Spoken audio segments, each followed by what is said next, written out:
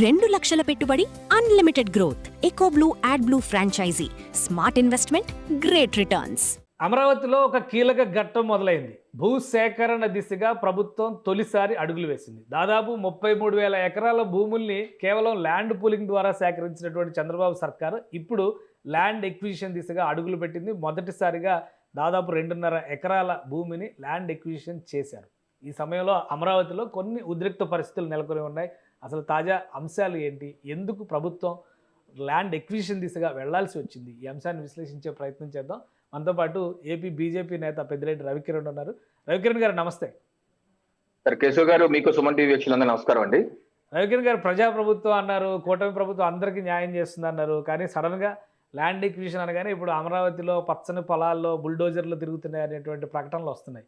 ఏం జరుగుతుంది, ఎందుకు ల్యాండ్ ఎక్విజిషన్ దిశగా వెళ్లాల్సి వచ్చింది? సార్ కేశవ్ గారు, మీ ద్వారా నేను ప్రజలకు తెలియజేసేది ఏంటంటే, అమరావతి రాజధాని రాష్ట్ర ప్రజల యొక్క గుండెకాయ. ఈరోజు కేంద్ర ప్రభుత్వం గెజిట్ నోటిఫికేషన్ ఆల్రెడీ ఇచ్చేసింది. పార్లమెంటు ఆంధ్రప్రదేశ్ రాజధాని అమరావతిగా నిర్ధారించింది. 2029 ఎన్నికలకు వెళ్లేలోపు రాజధాని అమరావతి మౌలిక వసతులు పూర్తి చేయాలి, ముఖ్యమైన భవనాలన్నింటినీ కంప్లీట్ చేసేయాలి, రైతులకి ప్లాట్స్ ఇచ్చేయాలి. అది ప్రభుత్వం ముందున్నటువంటి లక్ష్యం. ఈరోజు శరవేగంగా పనులు జరుగుతున్నాయి. అయితే కేశవ్ గారు, ప్రజలు తెలుసుకోవాల్సింది ఏంటంటే, ఇప్పటి వరకు మీరు ఉపద్ఘాతం చెప్పినట్టుగా 33,000 ఎకరాల వరకు ల్యాండ్ పూలింగ్ లో దేశంలో ఈ చరిత్రలో ఎక్కడ లేని విధంగా రైతులు స్వచ్ఛందంగా 29,000 మంది లేకపోతే దగ్గర 30,000 మంది వరకు రైతులు వచ్చి స్వచ్ఛందంగా రాజధాని నిర్మాణానికి భూములు ఇవ్వటం జరిగింది. అంటే ల్యాండ్ పూలింగ్ అంటే దానిలో వాళ్ళు భాగం అవుతారు, వాళ్ళకి ప్లాట్స్ ఇస్తారు, లేకపోతే వాళ్ళ కాంపోజిషన్ కొత్త ఇస్తారు, ఇవన్నీ దాంట్లో పార్ట్ అవుతారు. దానికి సంబంధించి ఈ 33,000 ఎకరాలకు సంబంధించి సమగ్రమైన ప్రణాళిక రూపొందించేశారు. ట్రంక్ రోడ్ ఎక్కడికి వెళ్ళాలి, వాటర్ మేనేజ్మెంట్ ఎక్కడ చేయాలి, భవన నిర్మాణాలు ఎక్కడ చేయాలి, లేదా ఎల్పీ భూములు ఎక్కడ ఇవ్వాలి, ఇవన్నీ చేసేశారు. అయితే దీనిలో కనీసం 10% కూడా లేనటువంటి కొంతమంది రైతులు, ఒక 250 కావచ్చు, 300 కావచ్చు, వారు దగ్గరగా ఒక 900 ఎకరాల వరకు ల్యాండ్ పూలింగ్ లో ఇవ్వలేదు. రకరకాల కారణాలు చేత మా ప్రభుత్వం వచ్చాక వారితో కొంతమందితో మాట్లాడాం, కొంతమంది మళ్ళీ ల్యాండ్ పూలింగ్ లో ఇచ్చారు. ఆ సంఖ్య 730 ఎకరాలకు తగ్గింది. ఇప్పుడు మనం చూస్తున్నాం, సీడ్ యాక్సిస్ రోడ్డు నేషనల్ హైవేని రాజధాని కలపటానికి 21 కిలోమీటర్లు. ఆ కిలోమీటర్లు మొత్తం స్ట్రైట్ గా 6 బస్సుల రోడ్డు వెళ్ళిపోతే సంతోషం, ఎవరికి ఇబ్బంది లేదు. అయితే మధ్యలో ఒక 8 ఎకరాలు 10 ఎకరాల వరకు ఇవ్వని రైతులు 10-15 మంది కావచ్చు. వాళ్ళు ఇవ్వని కారణంగా రోడ్డు సగం ఉంటుంది, సగం లేదు, సగం ఉంటుంది, సగం లేదు. మరి ఈ పరిస్థితి ఎంతకాలం కొనసాగించాలి? ఈ పరిస్థితి విస్తృతమైన ప్రజా ప్రయోజనాల దృష్ట్యా రాజధాని నిర్మాణం జరుగుతుంది.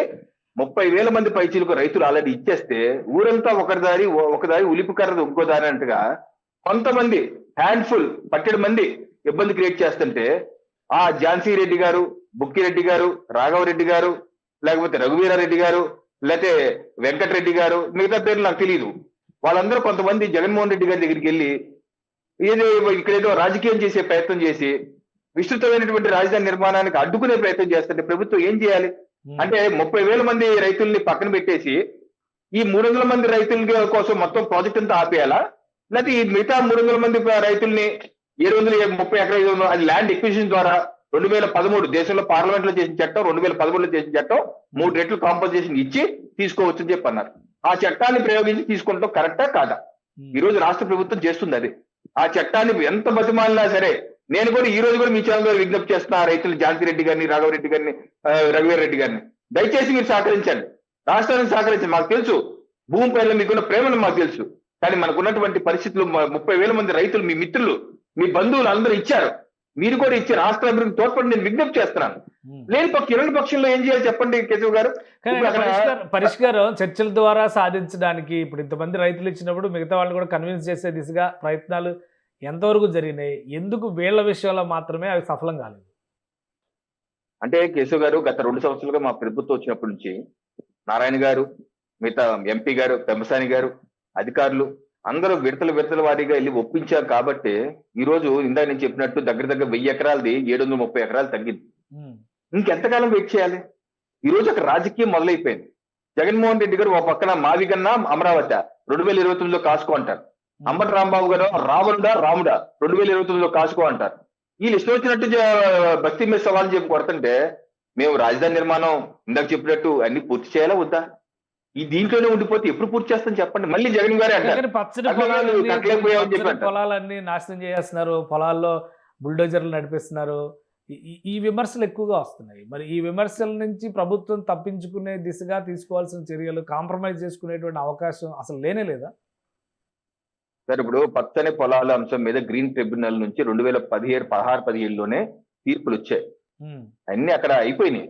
ఆ పొలాలు ఏ రకంగా తీసుకోవాలి, దాని కాంపన్సేషన్ ఏ రకంగా చేయాలి, అన్ని అయిపోయినాయి. ఇప్పుడు ఏ అభివృద్ధి అయినా సరే కేశవ్ గారు, పచ్చని పొలాలు మా కాకినాడ పక్కన కాకినాడ SEZ అక్కడ సీ పోర్ట్ కడుతున్నారు. ఇప్పుడు అక్కడ ఫార్మస్యూటికల్ కంపెనీస్, మిగతా కంపెనీస్ వచ్చాయి. మరి అన్ని పచ్చని పొలాలే కదా. ఆ పచ్చని 10,000 ఎకరాలు తీసుకుని అభివృద్ధి మరి ఎక్కడి నుంచి కడతారు? ఇండస్ట్రీస్ పరిస్థితులు ఎక్కడి నుంచి వస్తాయి చెప్పండి. అలాగే ఈ రోజు అక్కడ రాజధాని ప్రాంతం పచ్చని పొలాలు కరెక్ట్ మేమేం కాదనం.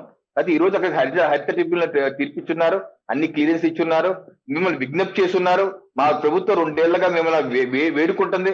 మీరు అన్ని కాదని చెప్పి పక్కన పెట్టేసి జగన్మోహన్ రెడ్డి గారి దగ్గరికి వెళ్ళి రాజకీయం చేసే విధంగా గందరగోళం సృష్టించి ప్రాజెక్టు ముందుకు కదలనివ్వకుండా మీ ద్వారా జగన్మోహన్ రెడ్డి గారు అడ్డుకునే ప్రయత్నం చేస్తుంటే మరి రాష్ట్ర ప్రజలు 5.5 కోట్ల ప్రజలు చూస్తా కూర్చోవాలా?